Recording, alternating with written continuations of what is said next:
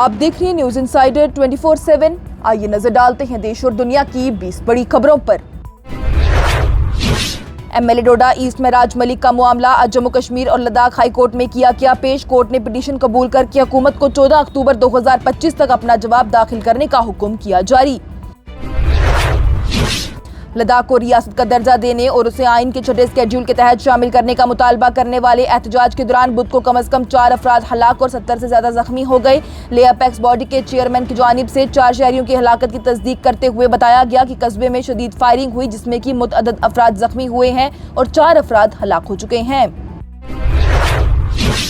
जम्मू और कश्मीर के वज़ीर आला उमर अब्दुल्ला ने बुध के रोज कहा कि जम्मू और कश्मीर के लोग बार बार की यकीन दहानी के बावजूद रियासत की बहाली में मरकज की नाकामी पर गहरा दुख महसूस कर रहे हैं। उमर अब्दुल्ला ने लद्दाख के साथ मुवाजना करते हुए कहा कि यहाँ तक कि लद्दाख यूटी को रियासत का दर्जा देने का वादा नहीं किया गया था, फिर भी वहाँ के लोग उसकी समझी जाने वाली गद्दारी पर एहतजाज कर रहे हैं।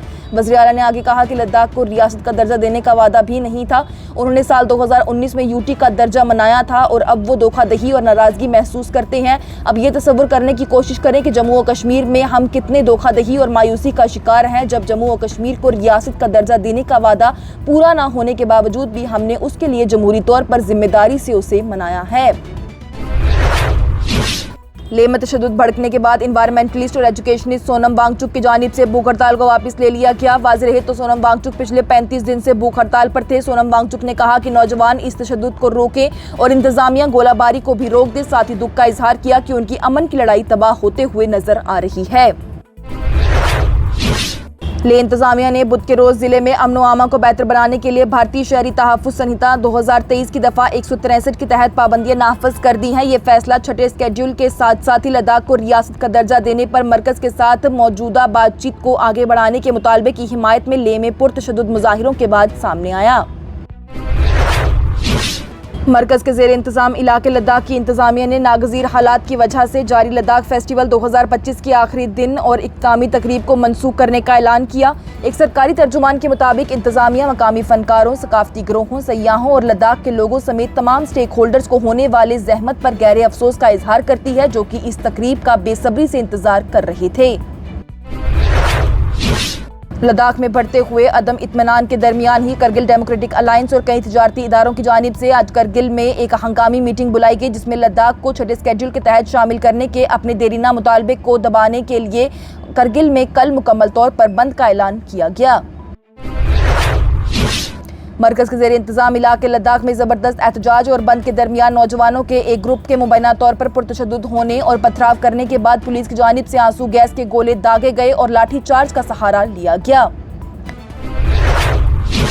वज़ीर आला उमर अब्दुल्ला की जानिब से बुध के रोज आई लव मोहम्मद के नारे के इस्तेमाल का सख्ती से दफा करते हुए कहा गया कि ज़हनी बीमारी वाले लोग ही इसकी मुखालफत कर सकते हैं। उन्होंने इस्तदलाल किया कि मुसलमानों को भी दीगर मज़ाहिब के मानने वालों की तरह ही अपने पैगम्बरों के लिए अपनी मोहब्बत और अकीदत का इजहार करने का पूरा हक है और किसी को भी इस नारे को जारिहाना नहीं समझना चाहिए। वज़ीर आला उमर अब्दुल्ला की जानिब से बुध को जोर देकर कहा गया कि जम्मू और कश्मीर के लोगों को हालिया इंतखाबात में बीजेपी की नाकामी की सजा नहीं दी जानी चाहिए। इस बात पर जोर देते हुए कि रियासत का दर्जा एक आईनी हक है जो कि किसी भी सियासी जमात के नताइज पर मुनहसर नहीं हो सकता। उन्होंने मजीद कहा कि अगर बीजेपी रियासती हैसियत के खिलाफ लड़ती है तो वो जम्मू कश्मीर के लोगों के खिलाफ लड़ रही है, ये कहते हुए कि उन्हें यह पहले नहीं कहा गया था कि रियासत का दर्जा सिर्फ बीजेपी के जीतने पर ही मिलेगा।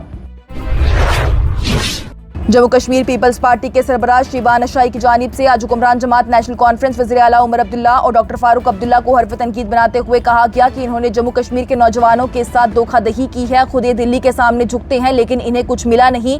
उनकी जानिब से कहा गया कि उन्होंने वज़ीर आला बीजेपी के कौमी नायब सदर जे पांडा से मिलते हैं और अवाम के सामने झूठे बयान देते हैं। साथ ही ये भी कहा कि जिस दिन उनकी ये हुकूमत गिरेगी उनकी हालत PDP सरबराह महबूबा मुफ्ती से भी बदतरीन हो जाएगी, क्योंकि वो अवाम के साथ धोखा कर रहे हैं जब अपनी हुकूमत को एक दिन चलाने के लिए वो दिल्ली के आगे भीख मांग रहे हैं। इस प्रोग्राम को आप तक पहुंचाने में हमारे साथ ताउन किया है ग्लोबल इनोवेशंस, जो कि वादी का सबसे भरोसेमंद इदारा है और बैरून मुल्क तालीम हासिल करने के ख्वाहिशमंद तलबा और उनके वालिदैन की पहली पसंद है। साथ ही स्टार हॉस्पिटल्स, जहां दुनिया के बेहतरीन डॉक्टर्स आपको हर मर्ज का शफा बख्श इलाज फरमाते हैं, और सैंसो गीजर्स ने, जो कि सर्दी के मौसम में गर्म पानी के लिए जम्मू कश्मीर के लोगों का भरोसेमंद ब्रांड है। जम्मू और कश्मीर से राज्यसभा की 4 निशस्तों को पुर करने के लिए इंतखाबात जो कि साल 2021 से ही खाली पड़ी हैं वो 24 अक्टूबर को होंगे। इलेक्शन कमीशन की जानिब से आज ऐलान किया गया।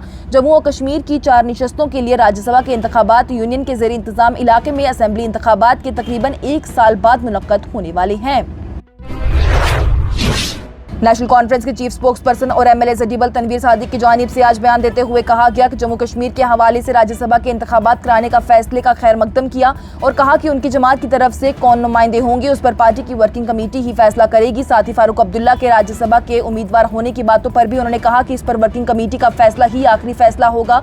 उनकी जानिब से लेह में भड़की तशद्दुद के हवाले से कहा गया कि साल 2019 के बाद से बीजेपी की जानिब से जिस तरह से लद्दाख को मिसहैंडल किया गया है और उनकी मांग नहीं सुनी गई है, ये उसी की वजह से हुआ है। हालांकि तशद्दुद खत्म होनी चाहिए, लेकिन हुकूमत को चाहिए कि लद्दाख के लोगों की मांग को सुना जाए और उसे पूरा किया जाए।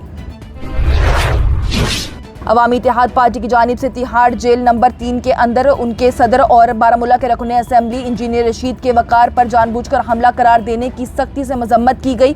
पार्टी की जानिब से इल्जाम लगाया गया कि जेल हुकाम ने 18 और 19 सितंबर को जेल हुकाम के खिलाफ शिकायत वापस लेने से इनकार करने के बाद इंजीनियर रशीद को दहशतजदा किया और उनकी तजलील की।